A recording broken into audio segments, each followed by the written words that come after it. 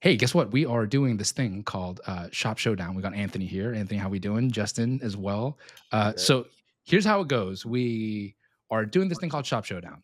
Two brands. We run through their stuff. Hopefully, you watching this gets to uncover some stuff as well as we're doing it. We're looking at their ads, their landers, their home pages, their product pages, their emails. It's got Justin here, so he's going to school us on the email side of things. Their offers, like we're just poking around the place, seeing what's good. And then at the end of the whole thing, we get to determine which one is the one that we like better. That's going to be the premise of the show. This is our first episode, inaugural kickoff episode. I don't know how you boys are feeling, but I'm feeling good about this one. I'm And some feeling hot great. takes along the way. And for today, we are doing coffee and coffee alternatives. We decided to stick to that one vertical. I'm not a, are you guys like mushroom coffee, like tried the alternative side of things? I'm an instant coffee guy. Like I'm cockroach all the way. Don't get me wrong, I can appreciate a good coffee, but I figure since my startup days, if I can survive off of instant coffee, I can survive forever. Yeah, I am an avid coffee drinker. So as I was looking through these brands, I was like, "Holy shit! I think I need to try this." I haven't tried it myself, but just drinking multiple cups of coffee a day, I'm like, I need. It's selling me, I honestly. feel like I'm kind of in the middle. Like I can definitely do the instant coffee. I have a weird thing for instant coffee too. Something about the flavor of it. Specifically like Filipino instant coffee. They have these like ones that come with sugar. So good. But I also enjoy high-end Oh coffee as yeah, well. nice. So Wait, so but have you guys tried the alternative ones though? Have you guys branched out to the alternatives yet? Because it's not very big here in Australia. Like it's there are brands for it, but it's not like super huge at all. yeah. Personally, I no. so I've actually tried Ryze several times. I've tried the main mushroom coffee and they also have a matcha version as well. Yeah, Um, But I gotta say, it wasn't for me. Just the taste. I don't know. I don't know if it's because I've conditioned my palate to just be I so think there's that accustomed too. to, Yeah. yeah, the flavor of coffee. But I know there are some secondary benefits to like less anxiety, less jitters. So as I'm drinking it, I feel better, kind of. But it doesn't hit that same, it doesn't scratch that same itch as just like a latte will. You know what I'm saying? hey, but they So got you to purchase though. They got you to try it. they got me. They got me. That CPA. I have a good LTV because I bought like 3 months worth. So I gave it Nice. an honest shot. Nice. That's awesome. I can't wait to dive into see what you guys cooked up. Hey, let's figure out who goes first. Real simple, rock, paper, scissors. Ready, Okay, hands up, let's do it. hands in I was ready view. to go first, but okay. Yeah, nice. And it's gonna be a All right. simple 1, 2, 3. Ready? And 1, 2, go. Scissors, Okay. higher up. Scissors. Go again. One, two, One, three. two, three, go. That was paper. Nice. Ah, Rock okay. paper. Anthony, you're up. And no, Anthony, you get to pick. Sorry, you get to pick. Oh, interesting. Oh, I'll Yeah, let yeah, you go yeah. first, Justin. You got this. All right. Well, Oh, seeing as this is the first inaugural episode, there is no structure to this, so I'm just gonna dive deep in. So, I mean, the brand that I chose, if not mentioned before, is Ryze. So let's talk about it a little bit. Landing page. Honestly, I think it's really simple. Mid. I No, I'm think just kidding. it's oh, we're starting with that already. Huh? I'm just kidding. No, I I'm just think kidding. it's I'll let pretty you go. I'll back straightforward. up. It's pretty straightforward in my opinion. I mean, it's replacement coffee, mushroom coffee, opens up with the reviews, builds that trust already. I'm actually going to go back to the homepage. As you scroll down, I mean, the homepage is basically a ladder of itself, building that trust where it's featured on pretty big names here. Forbes, Business Insider. We're talking about 150,000 plus reviews. Uh, Already opens with several USPs and ingredients to kind of help strengthen the fact of the product itself. And then it shows you in depth the mushrooms that are used. So, like the 6 specific mushrooms. And what's really cool about this too is like with the 6 specific mushrooms, you can actually click on each individual one and look like a little deeper about it. So basically, it has like the science backing up the actual ingredients itself, versus just wild claims or generic claims, in my opinion, which I find really yeah, cool. yeah. So do me a favor, like scroll all the way up again. Like this, let's just go Sure. right above the fold. Like, who do you? because this is the part I'm curious about when it comes to alternatives to an incumbent product type, right? Like, who do you think they're going after? Like the converted, like if thinking about it on the adoption scale, are they going after the converted already? Are they going after the undecideds in the middles? Or are they going after the entire coffee drinker kind of market? It's a great question. I feel like That's looking at just this page, I would say health and wellness demographic for sure, because it says heal your body and mind. Um, but yeah. it sounds like people that are kind of on the fence, like they know that they're addicted to coffee, they want to drink coffee, but they're looking for a healthy alternative. Yeah, That's I my was gonna say, like, yeah, to kind of backpack off of that. To me, it reads like they're speaking more broadly to like people who are seeking some sort of like health stimulant, but less so like an alternative to coffee because they don't really they call it better for you coffee. But as we'll see, like in later on, I think there are other brands that really try and attack coffee as a failed solution. But it feels a little bit more subdued here. I feel like they're not talking about like jitters with coffee, anxiety, teeth stains. Like it's pretty subdued. So I almost feel like it's less so like here's this coffee alternative and more so here's this healthy drink that you can start your day with. So it's a little less antagonistic, which I think can sometimes be more inviting as a new consumer trying a product that you've never seen before. Yeah, because that's the sense I got as well, where um they're not leaning into the whole us against them, you know, side by side comparison. These are all the reasons why they're bad, and these like making it super obvious to the consumer, which potentially could be the highbrow kind of option that they're going for here. To go, we're not going to dumb ourselves down. We're not going after that type of an audience here.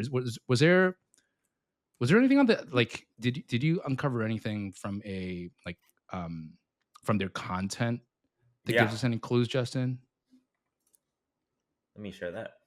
Why not? Well, I want to start off with, I guess, their, let's see, organic stuff on their Instagram, because in my opinion, they've built a pretty good community on their Instagram front. What I mean by that is the amount of followers that they have and also just the content they're putting out. Um, I mean, as you can see, like almost 1 million followers, USPs in the top. I mean, as per usual. But what I really like about the content, just generally speaking, that they include a lot of influencers, and there's a lot of emotions attached to their content that they provide. Not only that, but they also provide like use cases, such as, let's say, for example, um, uh, basically like recipes, right? Like how it's not just like a boring coffee drink. Like there's range to this. Like you can make, let's say, like a matcha cappuccino, for instance. So I found that really cool. But I guess realistically, what I found from this brand specifically is like the amount, not only here in the organic, but when I looked at their paid social as well, the amount of emotions that they're capturing based on the way the product makes them feel. So not so much encapsulating the taste of it, but more so like how it makes them feel, like long lasting effects. Um, Yeah, because I'd love to see some example. Like, how do you mean when you say like how it makes them feel? Here's a funny example. Yep. Do you hear? Yeah. Turn it on. Let me start it again. I go for 20K steps daily. Anything less, I just kind of feel blah. Which you don't drink superfood coffee. So in your mug right now, it's just regular coffee. You pretending I didn't hear that? Sorry, I'm late, team. I was doing my 4th ice bath. What was that? Sorry, I couldn't hear you from my walking pad. I just ever wonder what you'd be like if you meditate every morning. Sorry, I'm still thinking about that coffee you're drinking. So you aren't getting a single benefit of focus and mental clarity. No cordyceps or lion's mane in there. You know what? I'm gonna send you some of this stuff. It's called Ryze to the left. Sorry, they're installing an infrared sauna. Shoot, I cannot swing that meeting. I have a digital detox scheduled. This has reishi, which helps balance my mood. Sandy, I know you've been pretty moody. Okay, 14 miles for the day. I'm gonna power this bad boy down. Yeah, so I mean, you can see like they're kind All of poking right, all fun at the right, fact. all You know? right. Hopefully that makes sense. I mean, that was a pretty good example in my opinion. And other than that too, like they also have like infographics showcasing, I guess, the kind of problem solution framework right? Like digestive issues, headaches, dependency, and withdrawal.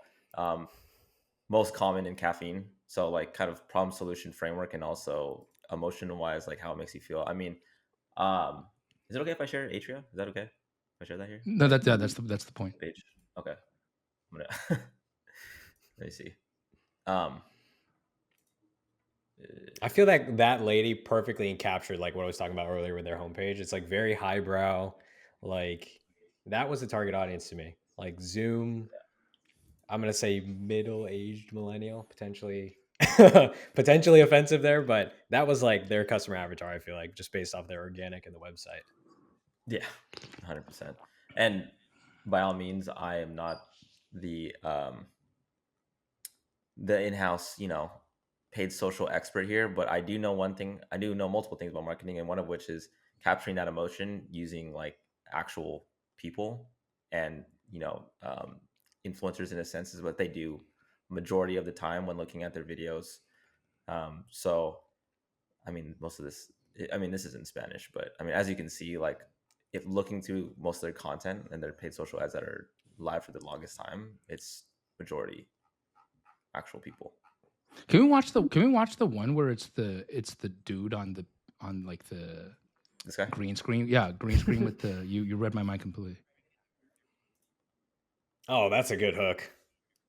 So if you look pregnant after every meal, your face is super puffy when you wake up, and you're always feeling drained, chances are your gut microbiome is out of whack. I had all these issues for years, and no diet or gut detox seemed to help. The only solution that ever seemed to work for me was this mushroom coffee right here. It's packed with 6 adaptogenic mushrooms like turkey tail and reishi, which feed healthy gut bacteria and bring balance to your gut. I know, mushrooms, gross, but this is actually creamy and delicious. I've been drinking this for a week, and I can't remember the last time my stomach was this flat.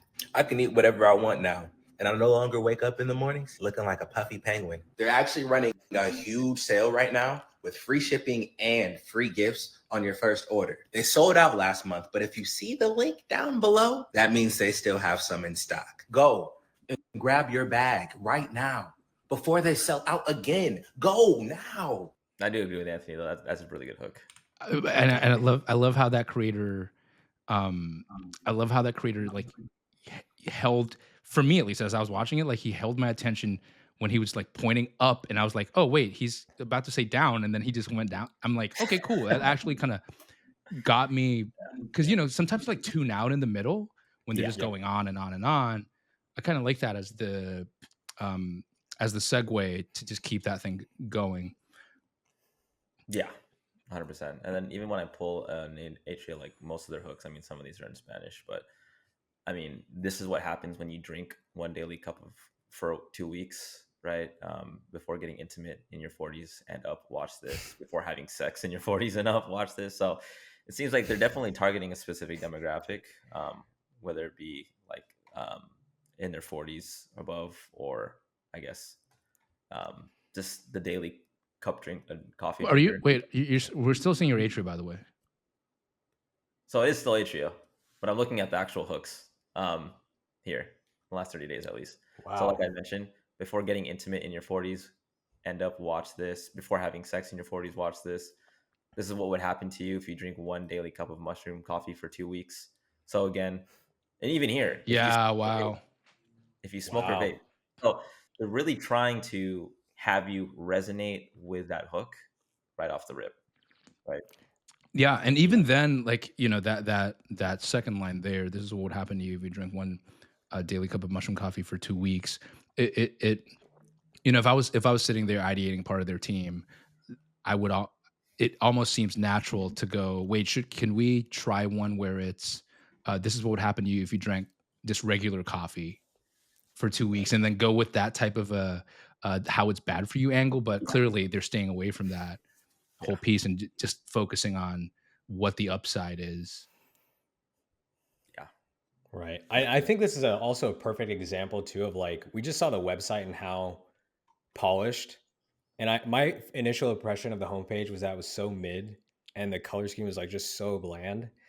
But it's a perfect example how like you can still maintain brand and have your performance creative created in such a way that's intentionally disruptive and attention grabbing while still retaining like the integrity of your brand image on the website and organic socials. So it's like such a perfect example where these guys are definitely pushing the boundary on the performance side, but then they have their homepage and their organic socials to still maintain that pristine brand image. So I love that, especially that hook with like intimacy in the 40s. Like, dude, who's saying that kind of stuff?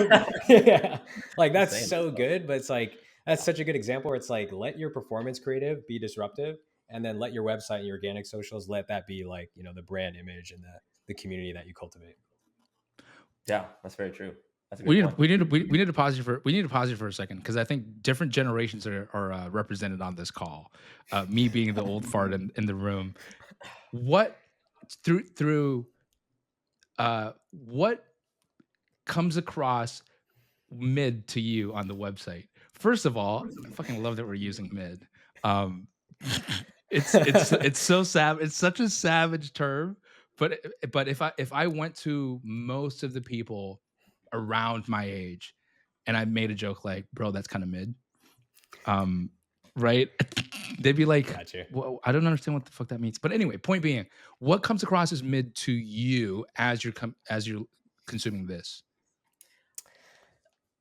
Yeah, I guess for me, yeah, maybe mid is not the most descriptive or insightful. Sure. But what comes across? Yeah. But I think for me, why is it not grabbing you? Yeah, I feel like, well, first of all, I'm sure they have an entire team who's optimizing this for conversion, and I'm sure they've run countless split tests. So I don't want to discredit that. I'm sure the layout and the actual functionality of this is 1000% more optimized to convert than my brain could ever conceive of doing. But that being said, I just think like there's something to like I think contrast goes really far. And maybe that's just from like a paid social lens and the creative side, but just having contrast and a little bit more vibrancy to the page. Like, for example, the try it button on the homepage kind of blends in with the announcement bar, which kind of blends in with the third-party cookies announcement, which then blends in with the rest of the packaging. So it's almost like you're just getting this just a bland sort of like mashed potatoes on a plate spread with a spoon type thing, or it's just like all one thing. And I could be biased. Maybe I just have a preference for like more kind of out there kind of branding, but with like better use of vibrancy and color saturation and things like that. But that was my initial reaction was like, oh, it kind of just fades into the packaging a little bit. It's kind of boring for me. That kind of makes sense to me. I mean, this is the brand I'm bringing up, but I'll be completely honest. When you said mid, I agree with you in the sense of it's following all like the best practices checklist, like what it should have. But when looking at the hooks and seeing how bold those are and coming back to here, it doesn't really stand out, right? It's kind of like the package colors all over the homepage and just simple kind of callouts. And it's funny because from where I sit, and Anthony, you're the one, like the whole that demo that you mentioned with that one video of that chick, kind of middle age, people around my age, right? And also the fact that it seems like on the homepage, what they're trying to put forward is if I could use a word like calming, right? So I wonder if there is that guiding brief running through that side of things. And it's funny too, because it does look like a lander, right? You follow the best practice, keep things above the fold. And this is the part I wanted to bring up. I have always been, especially when it comes to design, I've always, especially in the startup world, this always stuck to me. I remember hearing Guy Kawasaki say, whenever you're doing startup pitches, and if you're doing a startup pitch in like a incubator or whatever, or like at some type of accelerator like Y Cup, whatever, take the age of the oldest possible person in the room, double it, and that should be your font size. Right. So if it's going after a certain demo, even looking at that screen that you were sharing before, Jess, I'm like, for my age, I'm like, that text is kind of small. Like, it's a simple complaint like that. Like, that text is kind of small. I mean, I haven't seen it on mobile or anything, but it's very clear that I do wonder if their team's sitting there and going like, okay, well, website has to stay pristine and kind of look and operate like this, but then on socials we gotta talk like we're on socials and really blend in there because I'm sure we've all seen those types of health and wellness brands where it it their socials sound like they're in that pocket of Instagram or Twitter where it's just all bare feet, dreadlocks, no, like just Right. super like yogic and stuff, and that's addressing a whole other different market. It feels like they're towing the line here for sure. What does their product page look like?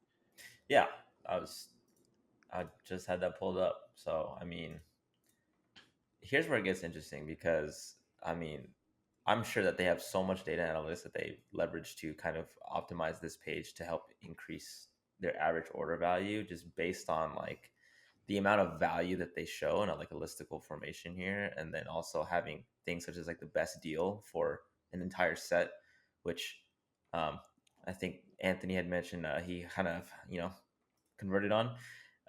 But as you can Exactly. see, It yeah, I worked. mean, as you can see, like a lot of value shown here, I think. Mm. Um, and then obviously, I don't know why this is probably not the best example because these, hey, Rise, Hey, I I think mean, your images aren't loading. it's an Rise. example. We're live right now.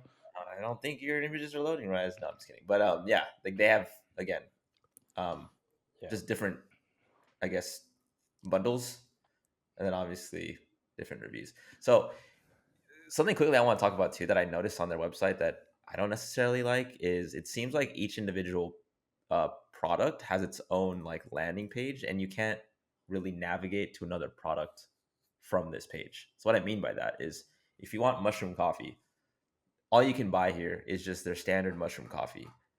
You Mhm. if like for example, if I found this organically, I probably wouldn't even realize that they have other products, right? So as an example, like um you have to go, and I had to find this myself. I had to like search through the website. If you go to like recipes, you'll see they have all these recipes. Oh, but then you'll see like there's other products. So they have overnight oats, they have matcha. I think they even have hot chocolate somewhere. But for example, if I go and click, can I even click on this? Yeah, I can. It leads you to a completely different landing page. It seems that you can't even navigate to. So it feels like to me what they're doing is they're running different ads and just funneling them to these specific pages. But when it comes to cross selling, what if I want what if I want more than one flavor, right? Um, that's where I think it's interesting, especially for this brand. Yeah, Yeah. for sure. What are you guys' take on what are you guys' take on the .com homepages as destination points relative to the customer journey, the typical customer journey that we talk about all the time on D2C, which is like see a piece of content, whether it's paid or organic, click on that, get sent to the PDP, and then close that, get that purchase, uh, move on to the next thing. Like how do people even sit on, like go search the .com, browse around and do that type of research anymore? Like I do really wonder um at companies like these where they have a lot of data, how much of the browsing actually occurs in terms of a percentage. Yeah, I mean that's a great question. On the email front specifically, like I, I wholeheartedly believe that the less clicks to purchase there are, like the higher conversion rates you will have, because there's something called like analysis paralysis, right? Like if you have several different products, if you have so many different places to navigate on your website, as a customer, like I don't know where to start. So obviously collection pages such as like even even if you have an ad and it's running, if it's not running to a specific product page, maybe it's running to like a specific collection page where it's like best sellers or most popular with like listed reviews under each product, and maybe there's only like three to six products on that page. Really narrows down the options. But like my philosophy is obviously like the less clicks it takes for someone to reach that checkout page and complete that purchase, the better. So I don't like linking to the homepage. Yeah, I agree. I probably would never link probably very rare instances that I can come up with where you would actively link to a homepage before a product page or a collection page. But I think for certain, like that question that you asked me of like how many people are going to the homepage, or like is there a certain percentage of people going to the homepage, and is it large enough that it's worth considering when optimizing those pages? I think that is probably one of the like I don't think that question even has an answer, which is why I think like any aspect of your digital footprint, if it's organic social, like if it's Instagram, TikTok, your emails, your website, like everything should be treated as like one aspect of the funnel. So the homepage doesn't necessarily have to be like, written in some like copywriting framework to sell people immediately. But I think in some way, shape, or form, it has to function as a certain function within the role of the overall funnel of your website. So like how can we get people basically like back to the product page as quickly as possible, or potentially give them information that they then need to make a purchase, and then get them back to that page and then buy again. Right, exactly. Because Yeah. the navigators and the browsers really are the ones who, from an intent standpoint, are much farther up relative to purchase intent, right? So they're the one going there. They're probably comparing, and they've got 4 tabs open, and this, that, and the other. And you've got this performance team that goes, that is a whole other function altogether. Like we are optimizing for purchases here. But I like what you're saying though. Like using homepage as the thinking about it as a hub and spoke, and having that as the nexus point to go. How do we help people navigate through what we want them to navigate through, with the objective of being a buyer, or whether it's a first time buyer or like buying again. I like that a lot for sure. Hey, just so that Anthony can have some airtime Yeah. as well, are there any other big call outs that you have for Ryze to be in contention to come out Really on top quickly, with the shop really showdown? quickly, because my specialty is email. Let's talk about retention really quickly. I'm saving the best for last for an obvious reason. So, what I found really interesting is I actually went through the customer journey myself, and I was able to find their welcome series. I really enjoyed it, and I that's kind of a weird thing to say because I guess it's not a weird thing to say because I'm a retention expert. Nerd. I nerd out over email. I nerd out over emails. So this is an email I got in my inbox. But basically, right when you sign up, it welcomes you to the Ryze family. I think when I show you an overview of the emails that they've been sending on mill.com, basically like a database, they're really consistent with branding. I really like how it basically introduces the brand, but front and foremost, it gives you the offer and basically talks through every individual product. So it actually goes through all the products that they offer instead of just like one specific one. And it keeps reiterating the 10% off. Now, I will say in retrospect, one thing that I personally don't like doing in like my emails that I send out for my clients and the brands I work with is I don't like including this like top navigational bar, which is similar to kind of a website, because I really want them to focus on like one specific goal and action. So for example, the action of this email should be to convert and to use that 10% off discount code, right? So I typically wouldn't want them to kind of get lost and try the recipes, or I don't even know where this leads to. But maybe it leads to the homepage. I want them to go specifically apply this to their cart, or go to a specific product page itself, like down here, right? So that's one thing I will say. So what's really cool is typically what I usually see for brands is after this is sent out, maybe 2 or 3 days later, you receive another email that looks similar with a different topic, right? What's really cool about this is 10 minutes later, I actually received a different email from them. 10 minutes, I received this, a plain text email from a person, right? Just checking in. Hey, I'm not even going to try to pronounce this. Andrea, I'm not sure. Co-founder of Ryze, just jumping in. Want to introduce myself. And if you have any burning questions, hit reply and let me know. So why this is really cool, and by the way, use your 10% off. Why this is really cool is because your email deliverability really is depending on if you're being sent to the main inbox or the spam promotion folder, depends on how much engagement you're getting. Are you getting opens and clicks, or And are you replies. replying? Are you replying? Because if people are replying to your emails, you're not going to be put in the promotions folder because, hey, you're an actual person. People are having conversations with your domain. So what's really cool here is 10 minutes later, they're like, hit this. What this does, it's not showing here, but what this does is it automatically opens a reply box in your browser. So it's dynamic. So that's really cool. I think something really different that I haven't seen done by a lot of brands, and I actually want to start testing and incorporating on my own. So, And it's nice that it comes from the founder too. And there's like yeah, a, you know, there's a without all the technical stuff, it also is a nice touch for the customer too, or the consumer even. Um, is this after purchase or is this after list sign up? no, 10 minutes later, right after that first email I shared. Right. Yeah. Like, you know, so So after they sign up, after they sign up for the email list. right. So after sign up to even get a reply like this, and for you know, you're not sitting there watching your inbox like a hawk, but to the next time you open your inbox, be like, oh, that's super interesting, and for it to come across that way is a nice touch to be able to receive from a brand. I think like whoever's watching this can afford to insert this one email into their flow and steal that wholesale and get stand to benefit from that for sure. I will say too, one last thing is, let's say like Ryze is, and this is not in my main inbox, but let's say like you do have a bad deliverability and you're landing in the spam promotion folder. If I sign up for your email list and I'm looking for the discount code, sometimes that first email with all those images, all that HTML will always be sent in the spam promotion. But because this is plain text, it has a lot higher chance, because there's no HTML on it, to land in your main inbox. So again, it's kind of like an insurance fail safe for them. You didn't see the first one? Well, here's the message and here's your discount code, just in case. So that was pretty cool. That is dope. That's some sauce right there.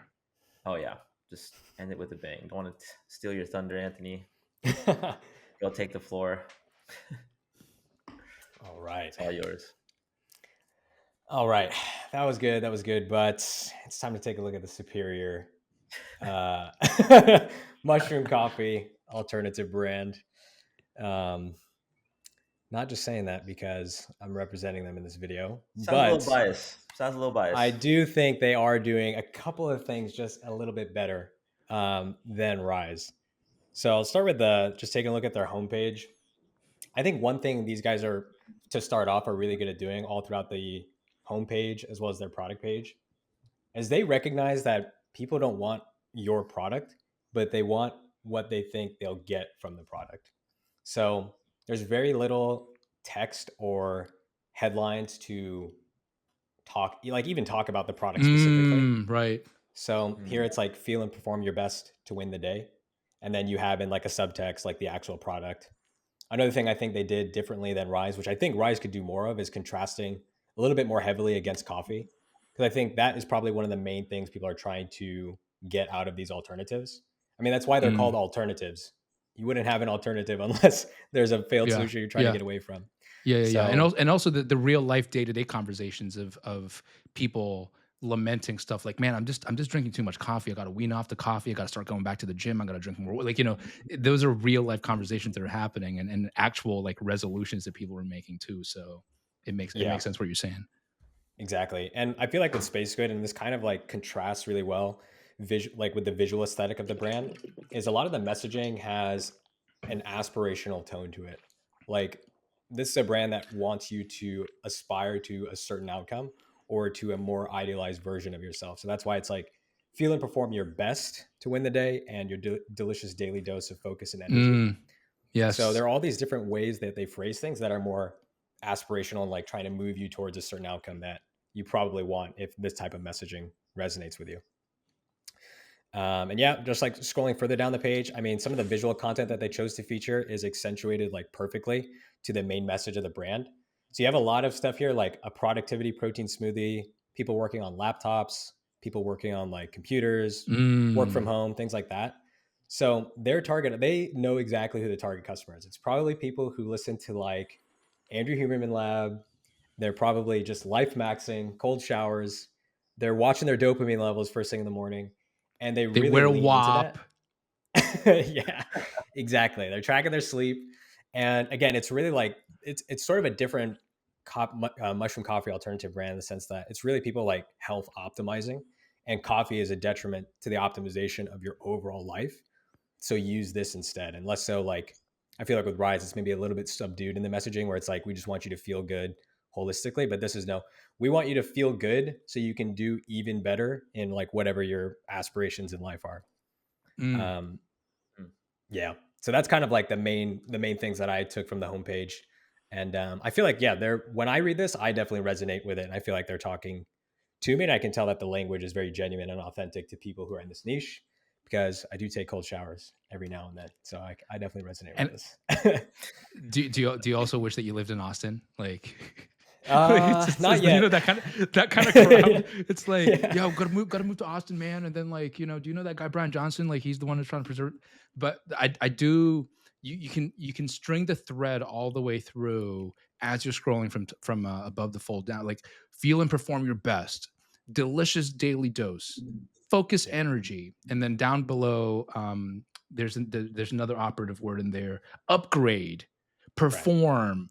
Right? There's this common theme that runs throughout the whole thing, and because of the poppy color, even just right now, scanning across those thumbnails, the color pops out in the packaging for every single one. Your eye just zooms straight there. So dramatically different, compare contrasting to Ryze, and it really is. I would imagine for the more calmer folks, this might actually turn them off. So, you know, Ryze is really positioning themselves quite differently, where this is offensive to my eyes, for example. Something that my wife would say sometimes when I wear clothes, and she's like, that's offensive to my eyes. You know what I mean? So, and even the name of the brand, Spacegoods, you wouldn't exactly go, yeah, Spacegoods, coffee alternative, mushrooms, calming.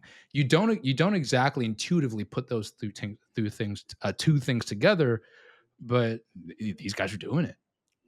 Yeah, I would say the contrast between this and Ryze is like the branding is pretty night and day, to be honest. This is a lot more bolder, and they're making it very clear like who their target audience is. Like, if you don't resonate with us, then, well, they're not saying if you don't resonate with us, this isn't for you, but like it's kind of like the similar thing with like that bold branding to like Liquid Death, right? It's like you're either with us or you're not, in that sense. Yeah, you get it or you don't. You're either in on the joke or you're not in on the joke. We're not trying to alienate anyone here, but there's a bit of an in joke here that we're trying to pull those types of people in for. What I do love, though, I do want to call this out before handing back to you, Anthony. Like, by the time it goes back into the realm of socials, the vehicle for delivering whatever the USP is, or whatever that the different parts about the product, those are common between Ryze and Spacegoods, right? It's a person, they're talking, there might be some humor in there. It's still in that same style. It's native captioning in the TikTok style, or in like text, or in the IG reel text. That seems to be where they both very clearly understand that there's a certain language when it comes to talking on social. Yeah, like that's such a fantastic point, because like even with Spacegoods being a little bit more out there, and not like every brand has to be out there or like has to be super vibrant or like edgy or for Gen Z or whatever. Oh, okay, not saying Spacegoods is Gen Z specifically, but Sure. I do get that vibe. Not every brand has to be like, you don't have to be, like just edgy or out there to make really good ads. And that's a really good segue into their ad library as well, because similar to Ryze, like they have a really subdued brand image on the homepage, and I'd say even in some of their emails too. But that doesn't stop them from being disruptive with their Facebook ads. And I think Spacegoods just happens to have a really disruptive visual aesthetic with their packaging and their brand, but that also follows through in the video and image content that they run for Facebook ads. So I think these guys are masters amongst like the mushroom coffee alternative brands, and in the sense that they have like completely mastered the hook, in my opinion. So this, even from like a thumbnail perspective, like just trying to see what this is, there's like multiple things going on here, but before even calling any of them out, you probably want to click on this, like even just to see like which strategist had the mental nuts to publish this up in the Spacegoods ad account. But they've got this split screen aesthetic going on, got the image of the toilet on the right, which presumably is the product, but could be something else. And then on the left, they've got this like smiley face going on. And a lot of their creatives are in German, so I think they're doing a lot of advertising into that market. But even if I just play like the first like 30 seconds of this, they've got like multiple things going on there. The first 3 to 7 seconds are this really Love that. dopamine inducing, like, yeah, like this is the things, like there's so many like visual cues. And like the number one thing to get right with a Facebook ad is that it has to be disruptive or attention grabbing in some way. It doesn't mean you have to like throw things against the floor or like, you know, do some crazy wacky visual, but it has to be visually disrupting, because we have to interrupt people's patterns as they're scrolling. So it's like they've mastered this in like several of their video creatives. They just use the most outrageous hooks, and it's so like visually stimulating. And like to your point, D, earlier, like this might actually be like a turnoff if you're a Ryze mushroom coffee consumer, where it's like this is almost like off-putting, like, or it just doesn't necessarily resonate with like your personal Sure. lifestyle.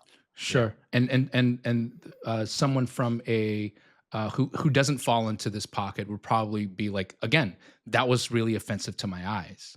Right. There's Right. too much going on this, you know, the stuff that would make a certain group be like, my God, you're a boomer. Right. There's too much stuff going on the screen. I can't focus and all that type of stuff. Whereas for another demo, this is exactly what is required because it's so on, it hits it right on the head. The point is to not have too much happening, like have stuff happening on screen, pull them in.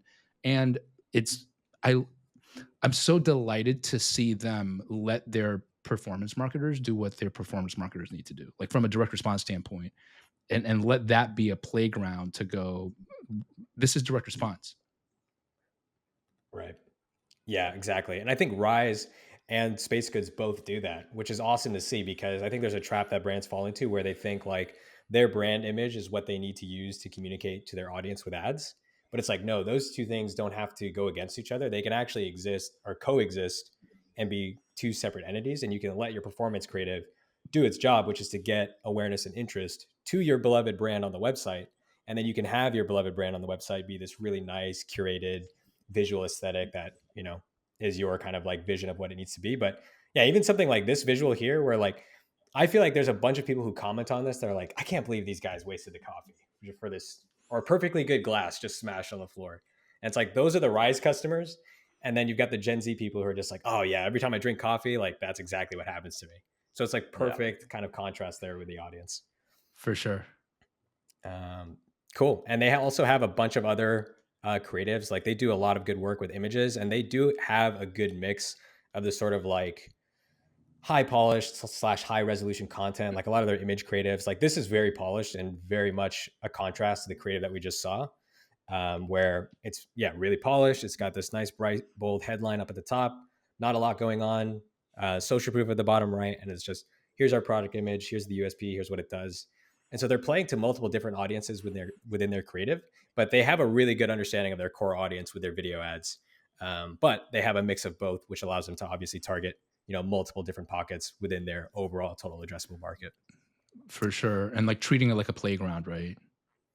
Exactly. It's like, let's just come up with like, however we need to get customers, I feel like is, or from their strategist point of view, I think they're thinking like, however we need to get customers, like just have at it, like just do what you got to do.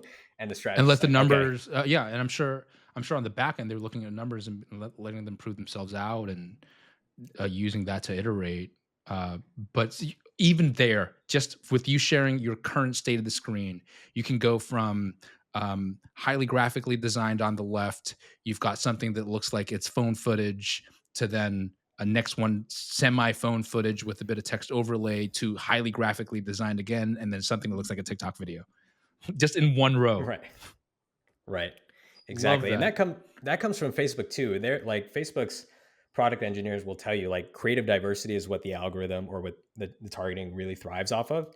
And I'm sure there's a handful of ideas in here that came onto the desk or through Slack of a person on the brand team and was just like, there's no way we're running this.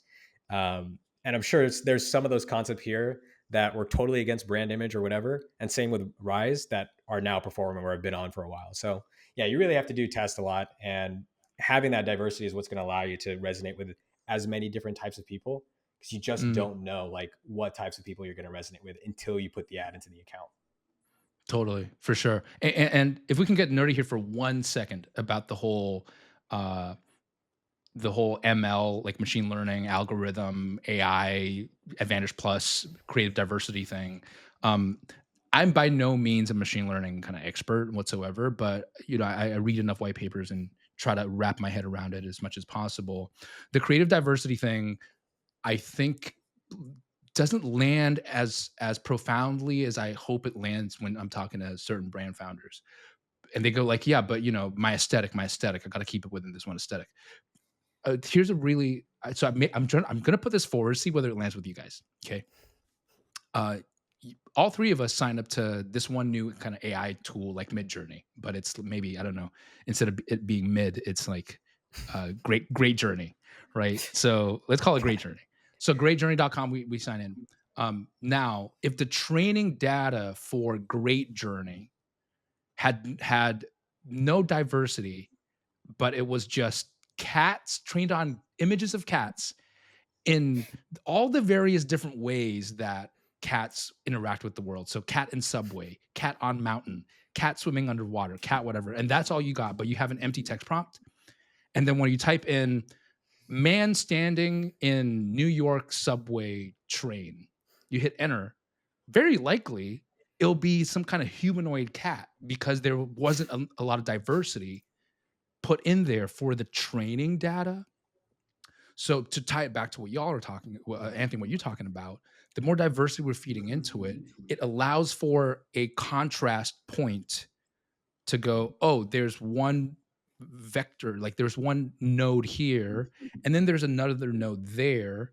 We can start to then observe what happens to those nodes when they interact with our entire platform, and then be able to spit stuff out. So the more diversity provides for more reference points to then be able to for the machine learning to do its job. Whereas if everything kind of goes in one very tight band of style or of reference point, then you're only going to get you're not maximizing the most out of it. Yeah, 100%. And like you have the website and you have your organic pages. Like once you get someone off of the Facebook platform or Instagram onto the website, it's like, okay, now your homepage and your product page that can sell them on the brand, on the aesthetic, on your values, on your USPs. But it's like until they're getting to the website, they're not gonna care what your brand is until they get to the site. So it's like that's why I think performance creative really needs to be able to shine with diversity and like being as attention grabbing as possible, because and a lot of brands like have hesitancy because they want to protect that image. But I'll always ask founders, like whenever they're like, oh, I'm worried about this ad, like my audience seeing this, and I go, what was the last ad you clicked on?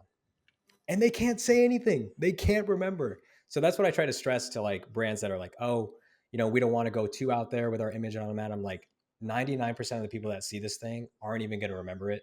They're probably on their phone, they're probably at a red light, and by the time your ad comes on screen, they put the phone down, they got to start driving. So it's like it fades away into obscurity. So protect your brand image on the website, I get it, but let the Facebook ads shine, be disruptive, be attention grabbing, even if that means somewhat going away from your brand aesthetic. That was a long-winded tangent, but but super valid, because you said like 90-something% of the people won't even remember. Here's the funny part: those same founders who are worried about the brand in another conversation will lament that the organic's not getting enough reach. So those 96% might be 9.6 people because it's not getting you know what I mean? Like, so there's it's funny that way. There's this anxiety that the whole internet's going to see it, and then on the other end, the frustration that not enough of the internet is seeing stuff. So I get that it's hard to reconcile those two things because they're very like kind of somewhat separate conversations, right? Yeah. 100%. Okay, cool. So they have a really strong ad library. Everything is linking to their product page. They don't really do a ton of different landing pages, at least to my knowledge from their ads. Most of the traffic is driving to the product page. So that's a really good segue back to the product page. And again, to reiterate on some of the things that we're working really there's a lot going on. Yeah.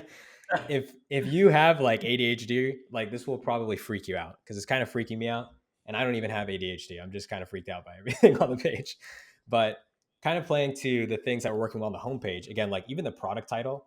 So if we're looking at this on a mobile view, like the first thing that the first things that you're going to see after you see the USPs up here about money back guarantee and free shipping is focus, energy, and calm. And these words are actually more bold and with brighter colors to stand out even more than the actual product title. So it just goes back to that idea of like, they're really trying to communicate the things that you're going to get out of the product and less so the product itself. So the audience doesn't care about the product and they know that. They want focus, energy, and calm. So that's the first thing that you see. I also think kind of similar to Ryze, although I do think the offer here is slightly stronger.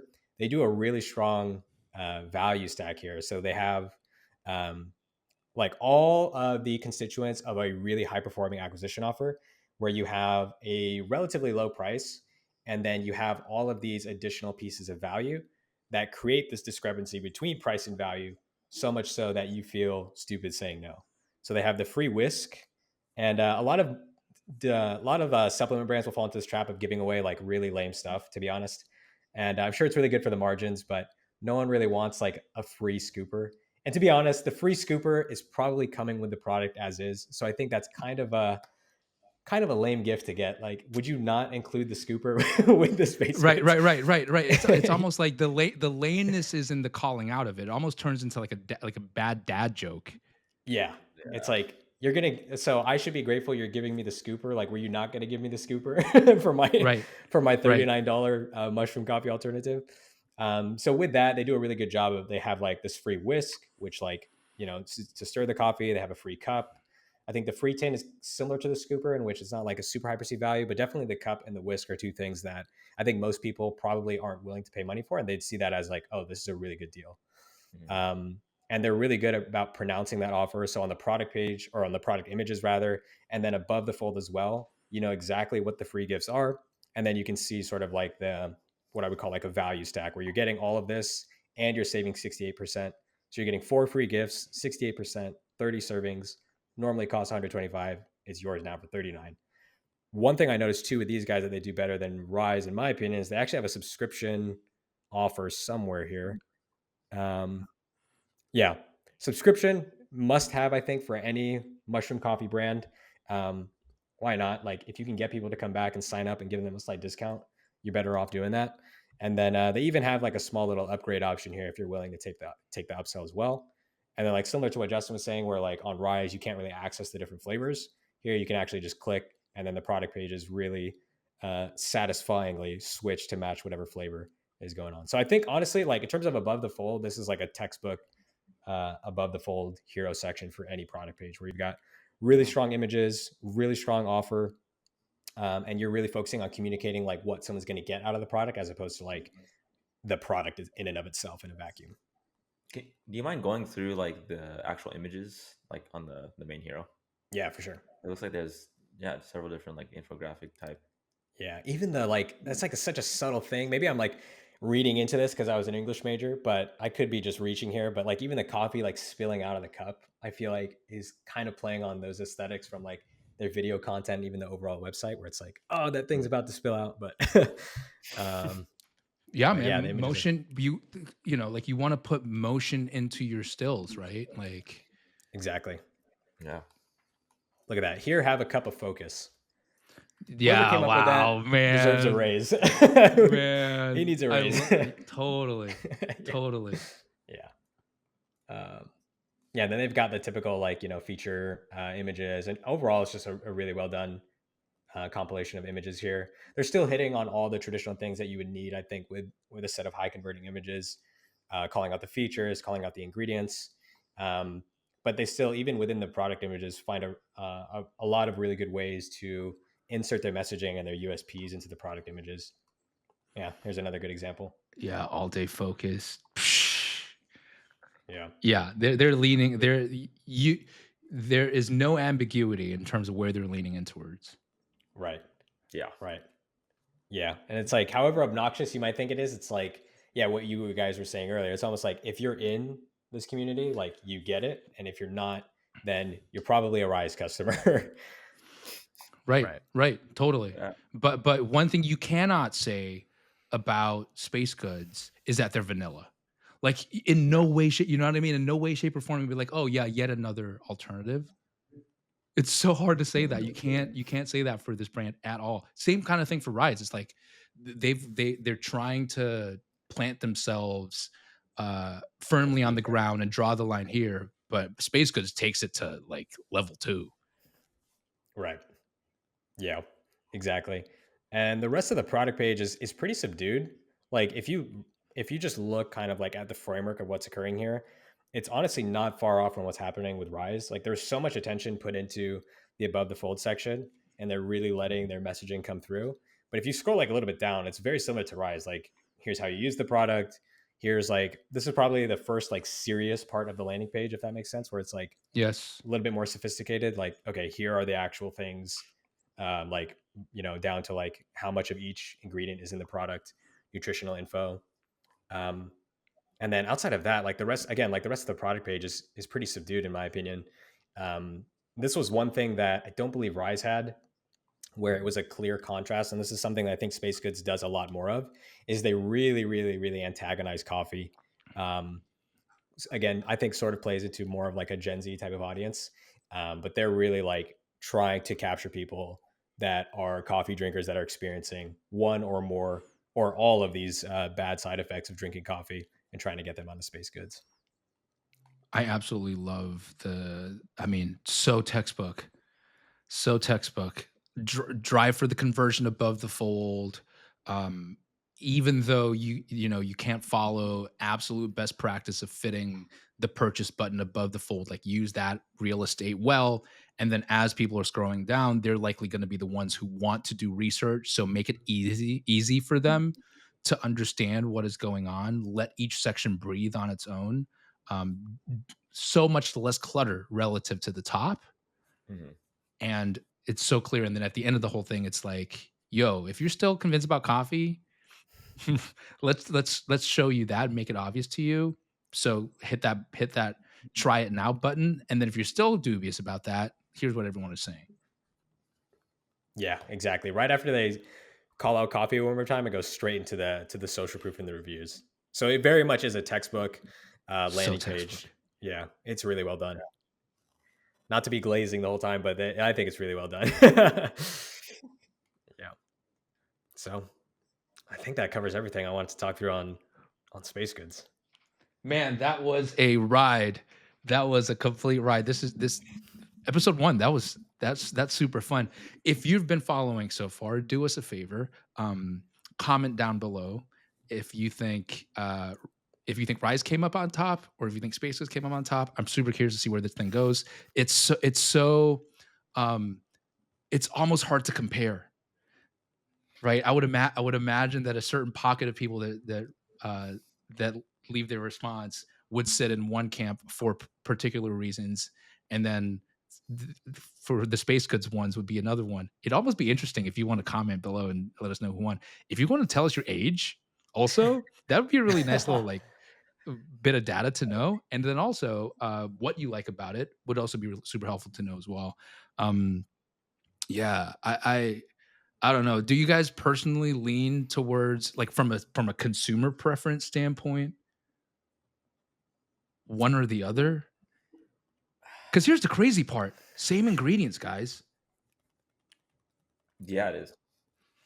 Like, Yeah. Well, it's funny. I mean, I've actually tried Ryze, but I've never tried Space Goods. So I'm over here like fighting for my life with Space Goods, but I've actually been a customer of Ryze.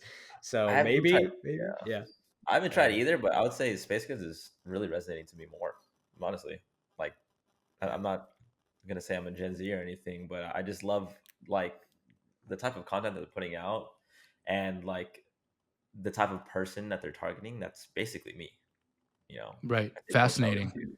Yeah. Fascinating. I'm not one of the contenders here, but I'm going to throw my hat in the ring. Funnily enough, for my current phase of life, Mhm.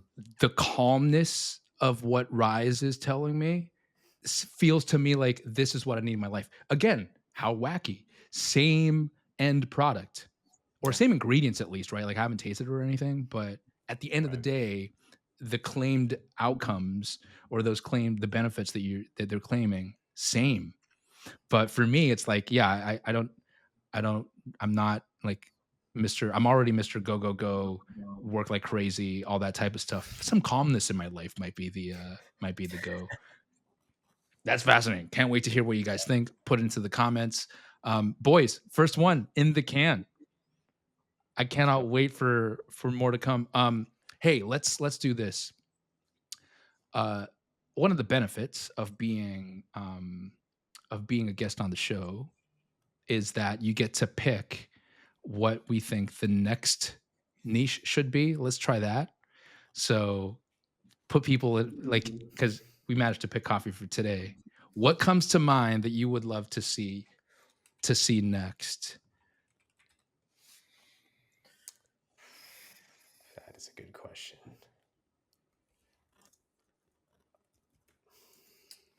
I'm gonna throw one in the ring. We can throw one in the ring each, and then see.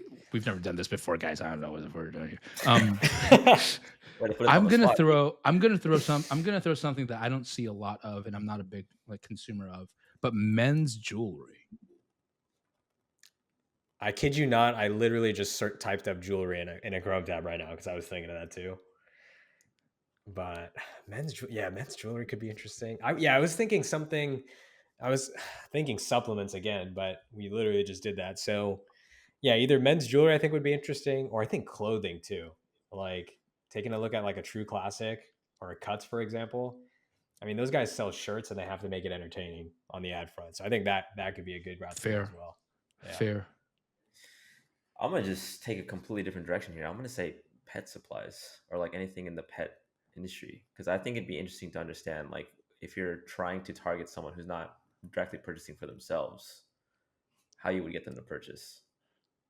Right. Got you. Yeah. Yes. I like that. So pets, toddlers, babies.